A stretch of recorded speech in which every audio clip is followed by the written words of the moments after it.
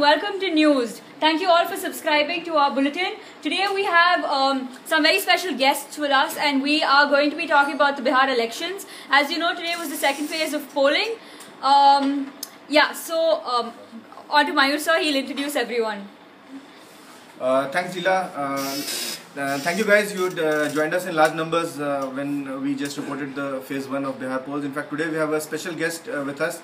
He's a young BJP leader, also eminent lawyer over here in Delhi, Aditya Shankar. So we'll start with Aditya, and gradually as we move to the other guests, we'll move to those guests. Aditya, जब election शुरू हुआ था, उसके पहले एक माहौल कहें या जिस तरह की भी मीडिया रिपोर्ट आ जाती थी, वो कहती थी कि 2/3 मेजॉरिटी की तरफ आपकी पार्टी जो है वो अग्रसर है जी। वो कॉन्फिडेंस कहीं ना कहीं अब देखने को नहीं मिल रहा है फेज़ 1 की पोलिंग के बाद। आज फेज़ 2 की पोलिंग के बाद भी लोग कह रहे हैं कि 50-50 है इलेक्शन। तो क्या आपको लगता है कहीं कैंपेन शीन लूज कर गया, क्या हुआ? नहीं, बिल्कुल ऐसा नहीं है। देखिए, बिहार में विकास की जो हवा चल रही है और जिस प्रकार से वहाँ के जो लोकल लीडर्स हैं, जो खास करके दिल्ली का नेतृत्व भी है, जिस प्रकार से इंटरेस्ट ले रहा है, पार्टी के जितने भी वरिष्ठ नेतागण हैं जो बिहार प्रांत के हैं और जो दिल्ली में कार्यभार भी संभाल रहे हैं, वो लोग भी काफ़ी वक्त से वहाँ पे बैठे हुए हैं। They have been campaigning for the party very actively. और ये चुनाव जो है बहुत ही महत्वपूर्ण चुनाव इसलिए है क्योंकि ये दो विचारधाराओं की लड़ाई है। एक है विकास की विचारधारा, दूसरी विचारधारा है जंगल राज की विचारधारा। तो जंगल राज की विचारधारा में और विकास राज की विचारधारा में मेरे हिसाब से जीत विकास राज की विचारधारा की ही होगी। पर यूथ जिस तरह की नॉइजेस सुनना चाहता है, जिस तरह का प्रोपेगेंडा युवा पीढ़ी सुनना चाहता है, जिस तरह के नॉइजेस जो हैं पार्लियामेंट इलेक्शन के पहले किए गए थे, बड़ा development oriented image Bharatiya Janata party ने अपना पोर्ट्रे किया था। कहीं ना कहीं पूरे बिहार के कैंपेन से वो डिस्कोर्स मिस कर रहा है। पूरी इलेक्शन लड़ाई हो रही है कि भाई बीफ खाना चाहिए कि बीफ नहीं खाना चाहिए, आप क्या खाएं क्या पिए, जात पात, इस तरफ जो है पूरी लड़ाई चली गई है। आपको लगता है इसका नुकसान कहीं ना कहीं बीजेपी को उठाना पड़ रहा है? देखिए, शायद चीज़ों को सही परिप्रेक्ष्य में नहीं रखा गया है। इसको अगर आप ब्रॉडर पिक्चर देखें इसका, हमारे प्रधानमंत्री भारत के नरेंद्र मोदी जी, उन्होंने जब ये डिस्कोर्स की शुरुआत की थी तो उन्होंने बिहार को 1.5 लाख करोड़ के पैकेज की देने की बात की। 1.25 lakh crore, sorry for the wrong digits, 1.25 lakh crore package देने की बात कही है। ये बीफ का मुद्दा तब से उठना शुरू हुआ जब से अखलाक की मौत हुई, और उसके बाद से जितनी भी जो सेकुलर पार्टियां हैं और जिस प्रकार से जो लालू प्रसाद यादव और नीतीश कुमार का जो बीजेपी को गाली देने का एजेंडा रहा है छोटी छोटी बातों पर, तो उन्होंने इस तरह से मुद्दा चेंज किया क्योंकि उनके पास बोलने के लिए कुछ है नहीं। लालू प्रसाद यादव जानते हैं कि ये चुनाव उनके लिए आखिरी लाठी है, करो या मरो है। डिस्कोर्स की बात करें तो कहीं ना कहीं अगर आपको लग रहा था कि पॉलिटिकल डिस्कोर्स बीफ पे बहुत ज़्यादा चल जाए, बीफ की बात सबसे ज़्यादा बीजेपी ने रखी है बिहार में। जब आपको लग रहा था कि इस तरह की डिस्कोर्स, मेरे ख्याल से जो बीजेपी की कैलकुलेशन थी वो थी कि पोलराइजेशन हो जाएगा, अगर हिंदू मुस्लिम में पोलराइजेशन होता है तो उसका एडवांटेज बीजेपी को मिलता है। कहीं ना कहीं एक बड़े एनालिस्ट ने कहा था 2014 के मतदान के बाद कि 2014 का मतदान ये बताता है कि एक भी मुसलमान देश का आपको वोट ना दे तब भी आप एब्सोल्यूट मेजॉरिटी के फिगर के साथ आ सकते हैं। This is my reading into these elections. कहीं ना कहीं हो सकता है बीजेपी की, क्योंकि जहाँ तक बीफ की introduction into the political discourse of this election is concern, वो कहीं ना कहीं बीजेपी से बार बार आ रहा है। Is it a miscalculation? नहीं मयूर जी, मैं आपके साथ अग्री नहीं करता। देखिए, जहाँ तक बीजेपी का अपना प्रोपेगेंडा रहा है और ख़ास करके जब से नरेंद्र मोदी जी देश के लीडरशिप को संभाल रहे हैं, हमारा फोकस गुड गवर्नेंस और विकास पर रहा है। गुड गवर्नेंस का मतलब है जीवन की बुनियादी सुविधाओं को सही करना, बिजली सड़क पानी की जो परेशानी है, एम्प्लॉयमेंट की जो परेशानी है उस पर काम करना। और जिस प्रकार से मोदी जी अपनी जो बड़ी सोच को खड़ा कर रहे हैं, जैसे डिजिटल इंडिया है, स्किल इंडिया है, आपको स्वच्छ भारत है, इस प्रकार की सोच भारत के इतने वर्षों के राजनीतिक जीवन में कभी भी नहीं आई बड़े स्तर पर। तो जाहिर सी बात है, बिहार के लोग भी जिस तरह से देख रहे हैं कि भारत के एम्पावरमेंट के लिए मोदी सरकार ने एक नक्शा तैयार किया है, शायद उसका थोड़ा अंश भी बिहार में आया जिससे लोगों की जिंदगी बदले। क्योंकि आप बीजेपी के इंसाइडर हैं, एक और छोटा सा सवाल, उसके बाद हम अपने मेरे सहयोगी के पास जाएंगे और वो आपसे अपने सवाल पूछेंगे जी। 2-3 चीज़ें हुई बिहार इलेक्शन के पहले और बाद में, जिससे मैं मानने को राज़ी नहीं हूँ, पर कहीं ना कहीं जो है लगता है मुझे, और कई लोग कह रहे हैं कि ये एक अटेम्प्ट एट सैबोटाज भी हो सकता है कि आरएसएस बीजेपी के अंदर कुछ लोग शायद प्रधानमंत्री की कार्यशैली से, उनकी वर्किंग स्टाइल से खुश नहीं हैं।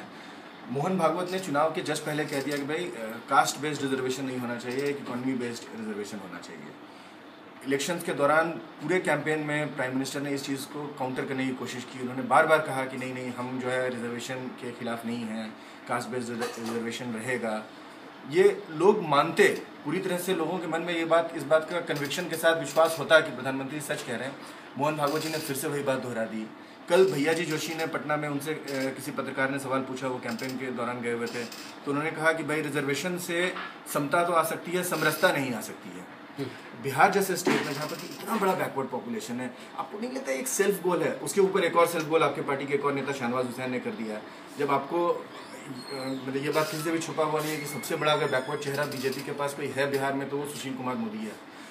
उसके रहते हुए एक और बैकवर्ड नाम प्रपोज कर दिया कि प्रेम कुमार हमारे सीएम होंगे। जो आज इलेक्शन पे भी गए हैं, इस तरह के मतलब आपको लगता है कि कहीं ना कहीं बीजेपी के अंदर और मे भी आरएसएस के अंदर एक इंटरनल सैबोटाज की भी कोशिश हो सकती है? नहीं, देखिए, आपने चीज़ों को सही परिप्रेक्ष्य में नहीं देखा है संदर्भ में। मोहन भागवत का जो बयान था, उन्होंने ये बयान दिया था एक लार्जर कॉन्टेक्स्ट में कि जिस प्रकार से हमारे एस्पिरेशंस बढ़ रहे हैं, जिस प्रकार से देश की युवा पीढ़ी में एक अंदर में बेचैनी हो गई है, तो हमारा जो रिजर्वेशन का सिस्टम है, जो कॉन्स्टिट्यूशन में जिसको अफर्मेटिव एक्शन कहते हैं, अफर्मेटिव एक्शन का ये जो प्रिंसिपल है कॉन्स्टिट्यूशनल, इसको ओवरलुक करना चाहिए, इसको रीलुक करना चाहिए कि जिस हम और उसको रीलुक करने के बाद किस तरह से हम लोग अपने एस्पिरेशंस को केटर कर सकते हैं। तो ये बिहार के बाद भी तो रीलुक उसके एक मिनट मुझे ज़रा मैं बोलने दीजिए, उसके अनुसार हम लोग सही देखते हैं। हाँ, ये ज़रूर है कि टाइमिंग थोड़ा सा चुनाव के कारण हो सकता है, थोड़ा सा इसके इंटरप्रिटेशन में थोड़ी सी परेशानी हो गई हो, लेकिन अंदरूनी मतभेद का कोई सवाल ही नहीं पैदा होता। सम और भाजपा दोनों साथ साथ काम करते हैं, और नरेंद्र मोदी जी जिस प्रकार से गुड गवर्नेंस और डेवलपमेंट की बात कर रहे हैं, विकास की बात कर रहे हैं, लोगों को एम्पावर करने की बात कर रहे हैं, बिहार का जो युवा है जो काफ़ी एस्पिरेशनल हो गया है, जिसको नौकरियां ढूंढनी पड़ती हैं गुजरात और बम्बई और हैदराबाद, दिल्ली, कलकत्ता जा कर के, उसको एड्रेस करने की कोशिश कर रहे हैं। ये इकोनॉमिक पैकेज देने के इस इकोनॉमिक पैकेज को देने के बाद, हाँ, जहाँ तक शहनवाज हुसैन के बयान का सवाल है, देखिए, ये उनका अपना व्यक्तिगत राय है, मैं इस पर कोई टिप्पणी करना नहीं उचित समझूंगा। और ये पार्टी लाइन नहीं है, जो अधिकृत पार्टी लाइन है, जो पार्टी के प्रवक्ता बोलते हैं उसके अनुसार हम लोग चलते हैं, वही पार्टी का प्रवक्ता है पार्टी के। लेकिन पार्टी ने कभी उसको लेकिन endorse पार्टी नहीं ने- किया। देखिए- पार्टी ने उस चीज़ को एंडोर्स नहीं किया था उसके बाद। नहीं, पर पार्टी ने उसको डिनाई भी नहीं किया। पार्टी ने मुझे आज, क्योंकि अगर डिनाई करते तो फिर मीडिया उस बात को पकड़ लेती कि पार्टी के अंदर मतभेद है। देखिए, मुझे लगता है मैं क्वेश्चन मयूर जी, मेरा सिर्फ इतना ही कहना है, अभी हमारा एक ही फोकस है, गुड गवर्नेंस। बिहार में सुशासन राज आए, बिहार में जंगल राज का खात्मा हो, वो आपका फोकस है। मैं बिहार में क्या आपकी पूरी पार्टी इस फोकस के साथ खड़ी है? बिल्कुल खड़ी है, 100% खड़ी है। इस तरह के कॉन्फ्लिक्टिंग वॉइसेस क्यों हैं? देखिए, एक बहुत सीधी सी बात है, जब इंसान बिहार जैसे पॉलिटिकली वोलाटाइल स्टेट में चुनाव के लिए जाता है, तो जाहिर सी बात है वोटरों को लुभाने के लिए कई तरह की प्रतिक्रिया लोग करते हैं, लेकिन वो पार्टी का अधिकृत राय नहीं होता है। अधिकृत राय तय करते हैं नरेंद्र मोदी, पार्टी अध्यक्ष अमित शाह और पार्टी के जो जितने वरिष्ठ नेता हैं जो पार्लियामेंट्री बोर्ड में बैठते हैं, they are the final authority. तो इसीलिए इसको, मेरे हिसाब से इसको तवज्जो देना उचित नहीं होगा। हमारे साथ अमितेश है। अमितेश ब्रांड कम्युनिकेशंस के बहुत बड़े एक्सपर्ट हैं और बहुत बड़ी मल्टीनेशनल कंपनी में दिल्ली में काम करते हैं। मूलतः पटना से आते हैं जी। और एक इसको बीजेपी के सपोर्टर हैं। तो अमितेश की जो बातें आए वो कहीं ना कहीं, अगर अमितेश कहते हैं कि बीजेपी कैंपेन में कहीं ना कहीं कोई गलती थी तो it should be taken seriously. Amitesh, the day the campaign in Bihar started, it was looking like a one-sided election. In fact, we had a discussion right here in our newsroom, and all of us were almost of a unanimous view that BJP is headed to a landslide. Has the campaign lost sheen? I mean, has something gone wrong in the process? Mayur, I think there are I have two theories why this. Obviously, it is poised equally to BJP to, oh my God, it's BJP. This is how the whole trajectory of this election pre-polling view of this election was. But from there to, I still call it now again it is poised or equally matched. I think there are two factors which have led to this. Probably I think there has something gone wrong in seat distribution. Probably seat distribution and like ticket distribution Ticket or in distribution. terms of also the fact that it The wrong valued its seat. allies way Yeah, too much. I think they have valued their allied too much. I don't see. There was reports, media reports that Jitan Ram Majhi is struggling on one of the seats. He's contesting 2 seats and is struggling on one of the seats where 5 times. On the contrary, what I am hearing from the ground is that he's struggling on both Maghdupur Both. as well as Imamganj. Imamganj. Imamganj, Uday Chaudhary is very strong. But There even are Maghdupur, which there is are news that Narendra Singh's both the sons are struggling on their respective seats. So somehow I think that seat sharing as well as ticket distribution has gone wrong. You have always been known as a party which has always valued their cadre. They were giving seats to Narendra Singh's son on BJP ticket. I don't know what strategy it was. One. Another thing is that and antagonizing Chirag Paswan in the process. antagonizing all the MPs, I think.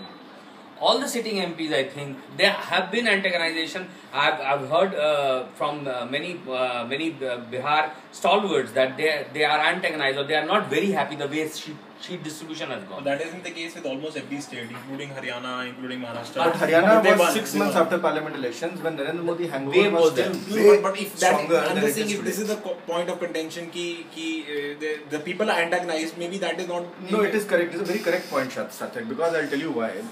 You cannot compare the situation to Haryana and Maharashtra, which were just about 6 months after- So after you the think parliament Haryana, elections. Maharashtra are part The of wave the was wave? much Yes, stronger. Bihar yes, is not a part of And Bihar So has tasted many. it's like a wave which is dwindling. I'm and saying there's that no- maybe that is just an opinion, right? It's a part of the Probably, wave. I would Maybe say- this is not a part of the wave. I'm Yes. just saying maybe maybe Ticket ये present distribution है. See, ticket distribution with any national party is always a big problem because national party tickets कुछ लोग बुरा मानेंगे, decide- मानेंगे. No, national parties tickets are always decided in Delhi, so there is a Gap, large. there is a no, gap. So there are 2-3 layers of filtering as far as distribution of any national party ticket is concerned. There are 2-3 layers of decision making, and the final authority may not be very well attuned with the ground realities, which is not the case with regional party, where the chief minister or the head of a regional party has a grasp Sitting. over. So But ये लोग let's give it to ये them. जो बिहार के leaders हैं उनसे views लेने के बाद ही डिस्ट्रीब्यूशन हो no, रहा कोई है. content Look at this, नहीं Sathak is एक very decision maker नहीं very है ना, very Sathak. prominent Bihar MP from Bihar, RK Singh, going on air. ठीक है, and they R K Singh Was that fatal? Huh? Was that fatal? That I think I think they have rescued Shahabad area. I hope that they rescue Shahabad area because RK Singh has a very pristine image. He is a very honest. He has a very honest image. He came to politics and I think that's he came to politics after having a very checkered career. दो candidates को उनके माना गया था, 4 candidates नहीं माने गए. वो तो एक अच्छी चीज है, मुझे लगता है पार्टी में डेमोक्रेसी है. No, I think somewhere there should be. I know many names. I don't want to take names. I don't want to take names. That how those MPs were antagonized. But I think something has gone wrong with the distribution. It's a ticket distribution. Another thing is that the lack. What I feel is that the whole campaign is built around Narendra Modi and Amit Shah. They can be seen as an outsider. Let's ask this from Aditya. You are the best poised to answer this question, Aditya. पूरी चुनाव आपने खड़ी की नरेंद्र मोदी और अमित शाह की पोस्टरें लगाकर और आज मीडिया में इनफैक्ट न्यूज़ ने भी लीला ने आज एक स्टोरी की थी earlier in the day wherein she said that BJP campaign is getting defaced now. Modi और अमित शाह की पोस्टरें उतर रही हैं. No, I know the ground reality there. 16 तारीख की मोदी जी की रैलियां थी कैंसिल हो गई. 20 तारीख की मोदी जी की रैलियां थी वो कैंसिल हो गई. तो लगता है कहीं ना कहीं बीजेपी को अब ये डर लगने लगा है कि पोस्ट इलेक्शन कहीं रिजल्ट ऐसा ना आया, मन मुताबिक रिजल्ट नहीं आया तो मीडिया इसको एक नरेंद्र मोदी की हार के तौर पे ना प्रोजेक्ट कर दे. I don't think अगर so. रिजल्ट नहीं भी आया मुझे नहीं लगता है तो ऐसा. फिर भी देखिए नरेंद्र मोदी की हारी मानी जाएगी ना. मतलब मैं ऐसे बता नहीं, रहा हूँ but कि अब इसमें there are no doubt about it. right now they are actually giving No, no, what I'm credit trying to their small no, what leaders, I'm which is trying a good thing. No, what I'm trying to gauge from Aditya is the party की actually internal thinking अभी क्या चल रही है. This is what I am trying to basically gauge from Aditya. I am not being judgemental. I am just making a statement that this is the fact that Narendra Modi Amit Shah posters were ruling the roost till today. As of date, those posters are being replaced by that of the local leadership. Should we see it just as a change in strategy, या हम इसमें ये समझें कि कहीं ना कहीं BJP अब नरेंद्र मोदी को कुशन जो है ब्रांड नरेंद्र मोदी को प्रोटेक्ट करने की कोशिश तो इसमें एक और मैं सवाल ऐड करूंगा कि नरेंद्र मोदी की 6 रैलीज कैंसिल कर दी गई फेज 2 से बिल्कुल पहले. नहीं 6 नहीं मैं बता रहा हूँ आज की 4 और 20 तारीख की 4 8 रैली 8 रैलीज कैंसिल कर दी. वो मुझे लगता है वो वाली बात मुझे भी खटकी की. वो वाली बात कि फेज 2 के इतने इंपॉर्टेंट इलेक्शंस जो जहाँ पे उनकी खुद मतलब आ रहे हैं फेज 3 के लिए फेज 3 इलेक्शन है जो कि बेसिकली बड़ी सारी इसमें कॉन्स्टिट्यूंसी तो बीजेपी की है, क्योंकि ये कुशवाहा और नालंदा बेल्ट भी उसको नालंदा बेल्ट जो बड़ी इंपॉर्टेंट बेल्ट है। नालंदा बेल्ट अहंकार है नीतीश कुमार नहीं, नीतीश कुमार का अहंकार है नालंदा है। मैं आपसे बस बीजेपी की इंटरनल डायनामिक्स यहाँ समझने की कोशिश कर रहा हूँ। देखिए मयूर जी, जहाँ तक हमारी पार्टी का सवाल है, अभी आज के तारीख में भारत में हम नरेंद्र मोदी और अमित शाह पार्टी के सबसे शीर्ष नेता हैं, इसमें कोई दो राय तो है नहीं। नरेंद्र मोदी प्रधानमंत्री, अमित शाह भारतीय जनता पार्टी के अध्यक्ष हैं। लेकिन जो चुनाव की प्रक्रिया होती है उसको पार्टी के प्रभारी, पार्टी के बाकी कार्यकर्ता और जो वरिष्ठ नेता होते हैं पार्टी के, जो एक साधारण कार्यकर्ता ही होते हैं चुनाव में, वो लोग तय करते हैं। जहाँ तक नरेंद्र मोदी जी और अमित शाह का पोस्टर उतारने का सवाल है, देखिए इसको मैं एक हार की तरह नहीं देखूंगा। नहीं, हार की तरह हम नहीं देते हैं। ये चेंज ऑफ स्ट्रेटजी इसलिए भी हो सकती है कि दे वांट टू गो लो।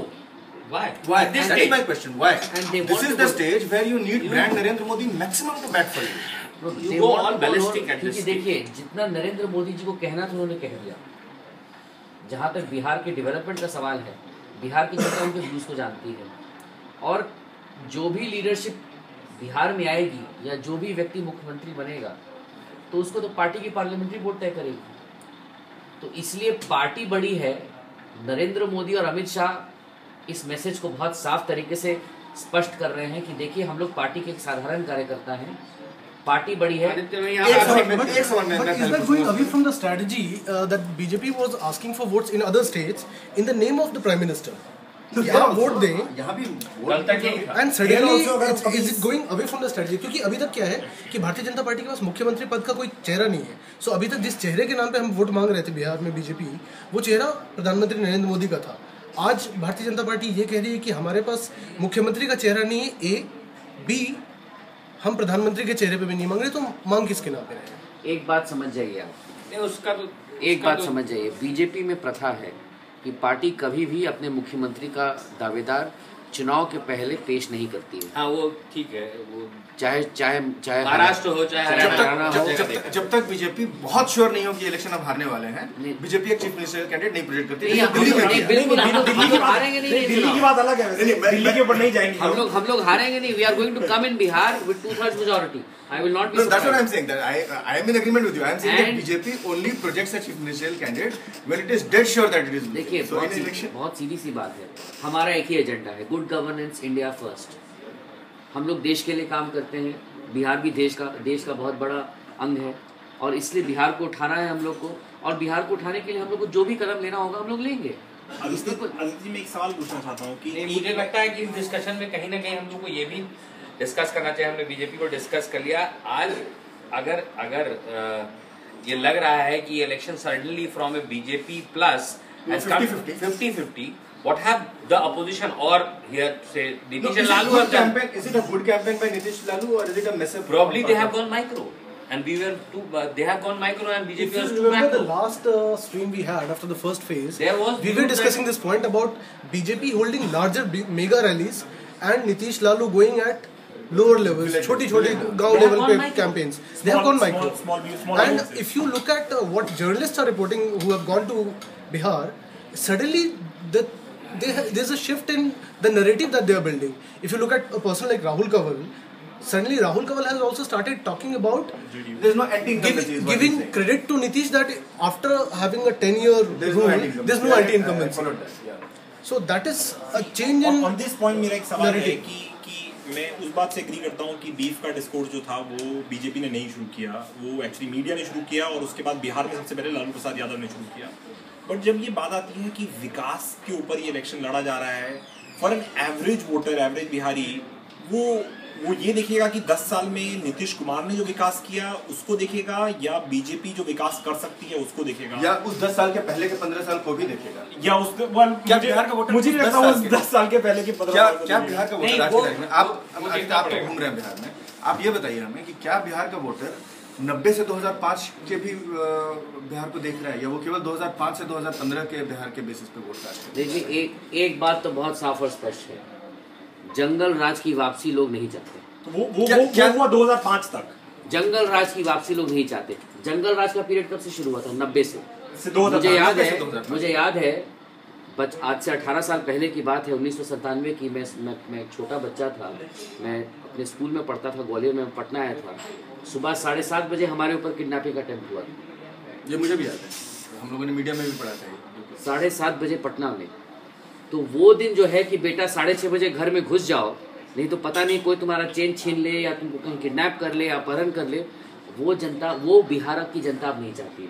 नहीं, डायलॉग तो बंद है। I will agree with Aditya। लेकिन अपहरण खत्म हो चुका है 2005 मुझे जरा बोलने दीजिए, मैं जरा अपना पॉइंट साफ तरीके से स्पष्ट कर दूं। तो देखिए, वो जो पीड़ा है और जिस प्रकार से उस पीड़ा को झेलते हुए हम लोग काफी सारे हमारे जनरेशन के लोग आज भी हम लोग जो माइग्रेट किए हैं, जिस प्रकार से आदमी और उसका जो अंदर में जो दर्द है, वो दर्द अभी भी लिंगरिंग है। और ये हम लोग की मजबूरी है कि हम लोग को अपने दर्द को पीना पड़ता है और जीना पड़ता है। लेकिन वो दर्द क्योंकि अभी भी जीवित है, वो दर्द रिपीट नहीं करना चाहती आज की जनता। वो ये नहीं चाहती है कि हम कल को शाम में मॉल घूमने जाएं तो हमको हमारा चेन कोई छीन ले या हमारा बैग छीन ले या हमारे बच्चा को उठा ले। ये डर हमेशा लोगों में है। इसलिए महागठबंधन को आप लोग जिस प्रकार से डिस्कस कर रहे हैं, ये बात सही है। हो सकता है कि वोटिंग पैटर्न में चेंज आया हो, लेकिन प्रेवलेंट डोमिनेंस मेरे हिसाब से नरेंद्र मोदी के विजन का ही होगा, भारतीय जनता पार्टी का ही होगा। और गुड गवर्नेंस का जो उन्होंने नारा दिया है, नेशन फर्स्ट, इंडिया फर्स्ट, इसलिए बिहार फर्स्ट। पहले बिहार का डेवलपमेंट ज्यादा जरूरी है। 2005 से 2015 के बीच में अपहरण, फिरौती, ये चीज नीचे आई है, क्राइम रेट नीचे आया है बिहार के अंदर। तो आपको नहीं लगता जो ये एक मिथ्य है, this is a myth. Nitish Kumar Bihar के मुख्यमंत्री बने 2005 में। 2005 से 2010 तक उनकी सरकार रही, ठीक है। लॉ एंड सिचुएशन उसमें सुधरा जरूर था। Law and order Nitish Kumar की सरकार का जो बेसिक यूएसपी है, जो उन्होंने बिहार में शुरू के 1.5 से 2 साल जो काम किया अपनी इमेज और छवि को बनाने के लिए, कि ताकि वो प्रधानमंत्री के दावेदार बन सके, और जिस प्रकार से नरेंद्र मोदी गुजरात से उठ करके एक अच्छे नेता के रूप में उभर रहे थे, एक डेवलपमेंट ओरिएंटेड मसीहा के रूप में उभर रहे थे, उस क्लेम को चैलेंज करने के लिए वो उनका अपना पर्सनल राजनीतिक दृष्टिकोण है। लेकिन जहां तक बिहार की बुनियादी जरूरतों को पूरा करने की बात है, वो तो शुरू के 1.5-2 साल काम हुआ।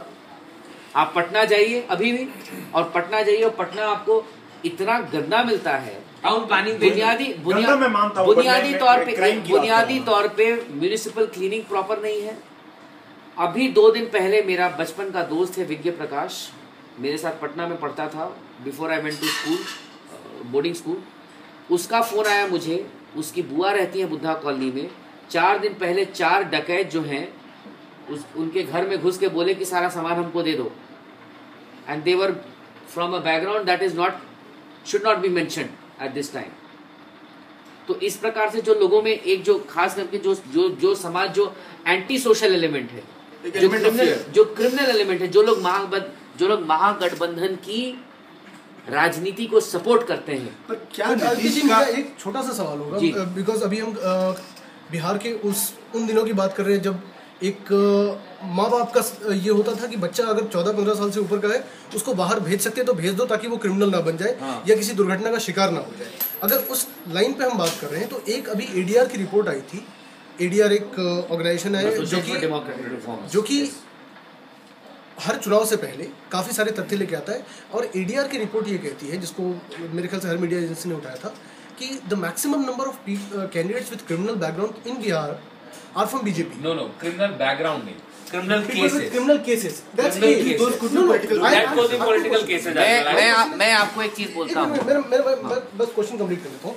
एक तो वो पहलू है, दूसरा पहलू ये है कि आपको याद होगा प्रधानमंत्री नरेंद्र मोदी जब पहली बार बिहार में इस चुनाव के लिए पहली सभा करने गए थे, उस दिन नीतीश कुमार ने ट्विटर के थ्रू भी और प्रेस कॉन्फ्रेंस के थ्रू भी कहा था कि हम दागी लोगों को टिकट नहीं देने जा रहे हैं, यदि प्रधानमंत्री चाहें तो वो भी अनाउंस कर सकते हैं इस प्लेटफॉर्म से। तो 2 चीज़ें, एक तो नीतीश कुमार कह रहा है कि मैं दागी को नहीं दूंगा, दूसरा एडीआर का रिपोर्ट आ रहा है कि सबसे ज़्यादा candidates with criminal cases are from BJP. So how do you see BJP managing this. Shahnawaz, यहाँ पर मैं बोलना चाहूँगा कि दागी लोग कौन है? दागी लोग वही नहीं है जिन पे क्रिमिनल केसेस हुआ होगा।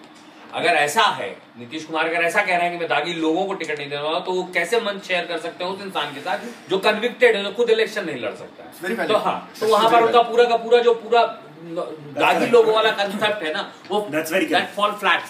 ठीक है, वो एक ऐसे आदमी के साथ। और दागी लोग से मैं एक और सवाल पूछूंगा, थोड़ा सा अगर आप इसको कंट्रास्ट करके देखिए। अरविंद केजरीवाल ने भी स्वच्छ राजनीति की बात की थी। उनकी सरकार में 3 मंत्री लोग एक साथ करप्शन के चार्जेस पे बर्खास्त हो गए साल भर के अंदर, जिन पे एक पे डोमेस्टिक वायलेंस का केस है। तो इसीलिए जब कोई व्यक्ति राजनीति में, देखिए राजनीति में पॉलिटिकली मोटिवेटेड केसेस का बहुत बड़ा रोल होता है। अगर मेरा आपसे झगड़ा हो गया तो आप मेरे खिलाफ जाके एफआईआर लॉन्च करा दीजिए, हम भी क्रिमिनल बन गए। तो ऐसे ही लग जाएगी। 323 की धारा हम पे लगवा दीजिए, हम भी क्रिमिनल बन गए, दागी हो गए। अभी दागी हो गए। दागी is a very vague term. दागी, देखिए दागी is a very vague term. जहां तक लालू प्रसाद यादव की बात है, मैं उनकी राजनीति की तो भर्त्सना करता हूं, और क्योंकि मैं खुद उनका भुक्तभोगी रहा हूं। नहीं, उस समय का हमारे उम्र का आप ये देखिए, पलायन एक मिनट, लालू प्रसाद यादव ने एक तरफ, देखिए मैं बिहार का युवा नेता तो नहीं बनना चाह रहा हूं, लेकिन मैं एक बुनियादी चीज कह रहा हूं। लालू प्रसाद यादव के 2 बेटे हैं जो राजनीति में आए हैं इस चुनाव में। एक बेटा 9वीं पास है, दूसरा बेटा BA फेल है, और वो ये कह रहे हैं कि अगर नीतीश की सरकार आती तो एक बेटा उप मुख्यमंत्री बनेगा। ये क्या मैसेज है? क्या बिहार के लोग कौन बनेगा, BA फेल या 9वीं पास? वो तो उनका वो चयन तो उनका हक है, लेकिन मेन बात क्या है कि हमारे जैसे बिहार के लोग जो खून पसीना से मेहनत करके काम करके दिल्ली में रोजमर्रा की जिंदगी में जीते हैं, बाहर से पढ़ाई करके लौटते हैं, चाहे दिल्ली हो, पुणे हो, अमेरिका हो, लंदन हो, हार्वर्ड हो, जहाँ पे भी हो, और देश के लिए काम करते हैं, देश की इकोनॉमी में कंट्रीब्यूट करते हैं। आप ऐसे लोगों का जो सेल्फ स्टीम है, उनका जो स्वाभिमान है, आपको अंदाजा भी कि किस प्रकार का ठेस पहुंचेगा जब इस प्रकार का आदमी बिहार की गद्दी संभालेगा। क्या मैसेज देना चाह रहे हैं लालू यादव?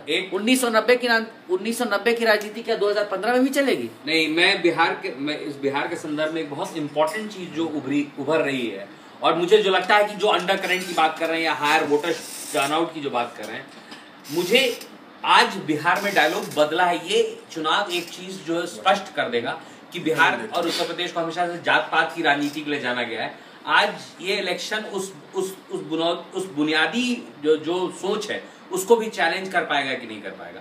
अगर लालू और नीतीश की पूरी कोशिश इस इलेक्शन में ये रही है कि ये चुनाव जो है वो बैकवर्ड फॉरवर्ड का चुनाव हो जाए, ठीक है, दलित महादलित बैकवर्ड मुसलमान, आज भी उसी लाइंस पे बांटने की पूरी कोशिश की गई है। जबकि अगर 2014 का जो लोकसभा है वहां पर जो मतदान हुआ और जो मैंडेट निकला है, वो एक बात थोड़ा सा स्पष्ट करता है, डायरेक्ट करता है, इंडिकेट करता है उस तरफ कि बिहार का युवा हो, चाहे बिहार में एक नॉर्मल इंसान जो काम काज करके शाम में घर लौटता है, अपनी जिंदगी को एंजॉय करना चाहता है, मॉल जाना चाहता है, रात का नाइट शो देखना चाहता है, क्या वो उस चीज के लिए वोट करेगा कि आज भी मैं I will cast my vote और I will vote the my caste? BJP is untested, right? They don't know. They don't know कि crime rate. They don't know कि crime rate नीचे आएगा. Crime rate नीचे आएगा. Bihar is a very different state completely. अगर crime rate ऐसा नहीं है कि BJP ने जो हर जगह स्टेट में किया वो बिहार में रिपीट हो पाएगा.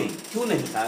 हम हम ऐसी पार्टी को मौका क्यों नहीं दे सकते जब 5 साल साथ में सरकार चल रही थी? हाँ, जिसका जो नीतीश कुमार को जो मैंडेट मिला था उससे बढ़कर मैंडेट 2010 में मिला, उस समय भाजपा साथ में थी। और हर तरफ एक बात मुझे अच्छे से याद है, नीतीश कुमार कहीं भी नेशनल मीडिया में जब किसी कॉन्क्लेव में बैठते थे तो उनकी बहुत तारीफ होती थी, लॉ एंड ऑर्डर हो चाहे कुछ भी हो। और लेकिन एवरी वोटर ये जानता है कि नीतीश कुमार लालू प्रसाद यादव चीफ मिनिस्टर नहीं बनने वाले। दूसरी बात एक ग्राउंड से सबसे बड़ा डरावना सत्य यही है कि लालू प्रसाद चीफ मिनिस्टर नहीं बनने वाले हैं। तो उनके हाथ में power without responsibility, without accountability, He will have power without accountability and responsibility. He will be the Sonia Gandhi of Bihar. Yeah, he can be. He can be, and look what Sonia has done to I India. don't think so Nitish Kumar will become a puppet. That's a matter of separate debate. Probably after the 5th stage he'll have that debate on the day of counting. We'll have that debate on the day of the counting. Anyway, we have more than 420 viewers watching us right now. Thank you all, and I hope we'll keep engaging you. Adit, coming back, जो हमारे जो बुनियादी issues हैं, अभी पहली phase में लोग कह रहे हैं कि एक तरफा नीतीश को वोट पड़ा है. सेकंड फेज पे आपका क्या एस्टिमेट है? आपने लोगों से बात की होगी अभी ग्राउंड पे. What is your genuine estimate for phase 2? I ask all of you एक एक करके. What is your? मेरा एक ही एस्टिमेट है, बिहार की जनता भारतीय जनता पार्टी को डिसाइसिव मैंडेट देगी. इन 32 सीटों में क्या होगा? जो ये इन 32 सीटों में कम से कम कुछ नहीं तो 25 से ऊपर सीटें बीजेपी की होंगी. काफी बड़ा स्ट्रांग होल्ड भी रहा है. बिल्कुल, और बिल्कुल स्ट्रांग होल्ड है. और देखिए, इस बार ये चुनाव जो है ये लैंडमार्क चुनाव होगा बिहार के इतिहास में. और जिस प्रकार से गुड गवर्नेंस, विकासवाद की राजनीति, नरेंद्र मोदी की छवि की राजनीति बिहार में, देखिए एक बात जानिए, बिहार के लोग नरेंद्र मोदी को बहुत पसंद करते हैं. इस बात में इसमें कोई शक नहीं है, इसमें कोई शक नहीं है. पर वो नीतीश कुमार को भी बहुत पसंद है. लेकिन नीतीश कुमार के साथ एक बैगेज है, लालू प्रसाद यादव. अब वो चीफ मिनिस्टर थोड़ी बन रहे हैं. वही सबसे बड़ा डर है. वही तो डर है.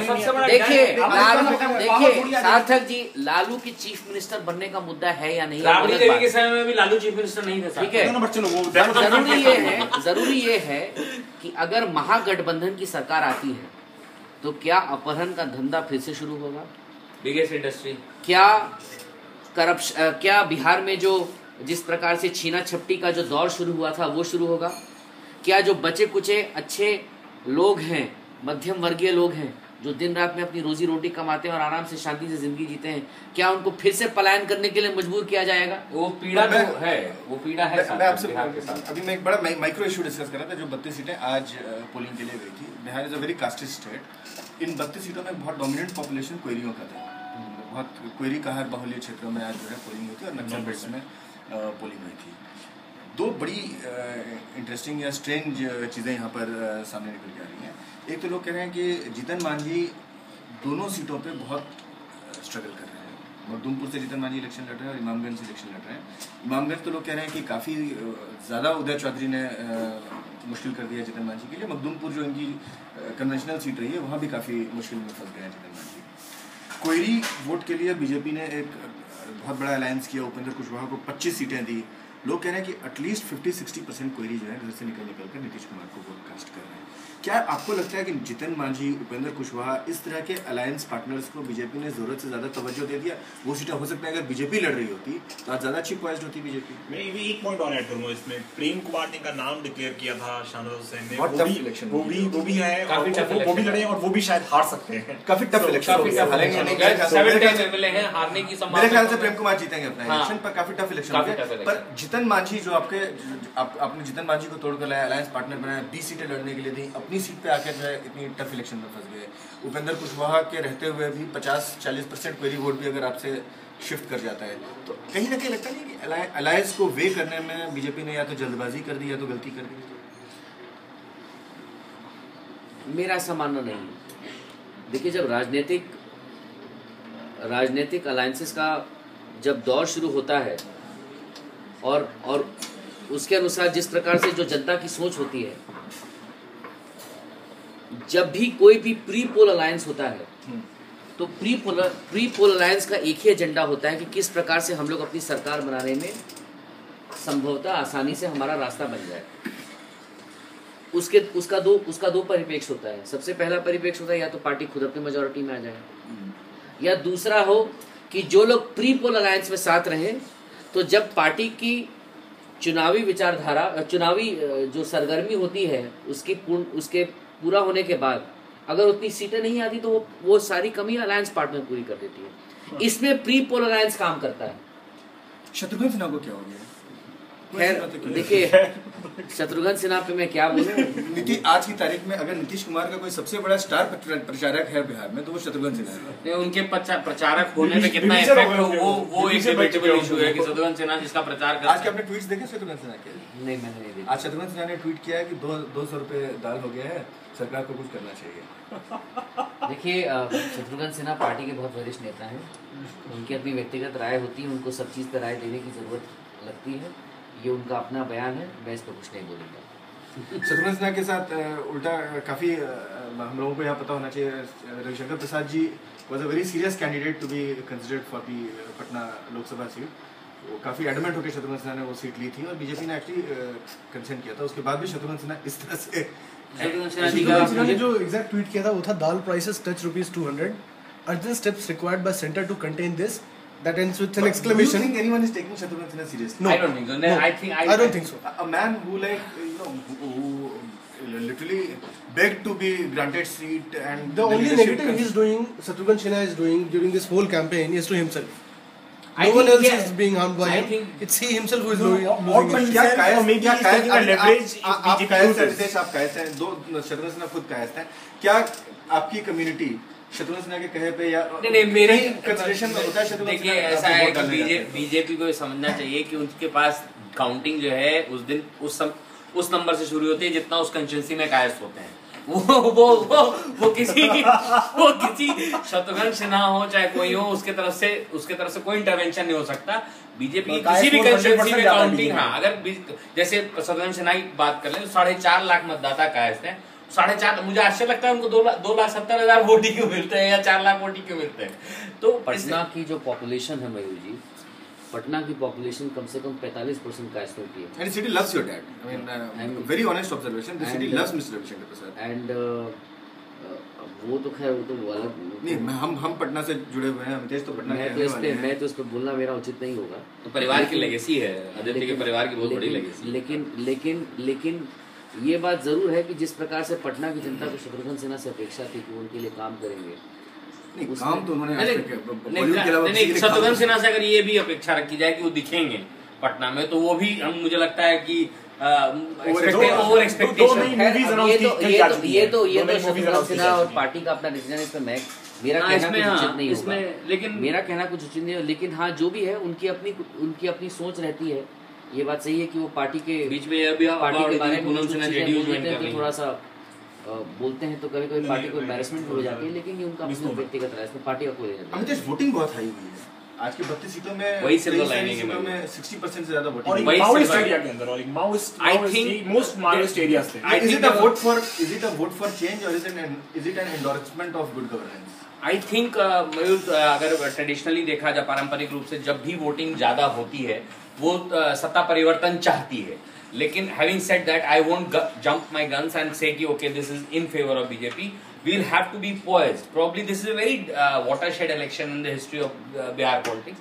We'll have to see what happens. And this is a very welcome. We'll also have to look at welcome percentage of women have. No, I was coming to that. Yes. Women have voted in large. The vote percentage of women have voted. Women have voted large. In phase 1, 60%. 60%. Even here, women have been voting in very large numbers. Do you think women have voted? Usually, women are a conventional vote bank for Nitish Kumar. See, usually a higher vote percentage tends to show a change in voter wants change. That's the message of a higher vote. But going by what we have seen in Bihar, a higher vote percentage of women means a vote for Nitish.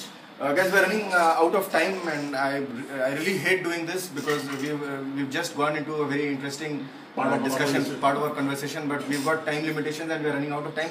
Thank you very much, Aditya. आप यहाँ आए, आपने जो first hand perspective दिया, वो first hand perspective बहुत ज़रूरी है हमारे viewers के लिए.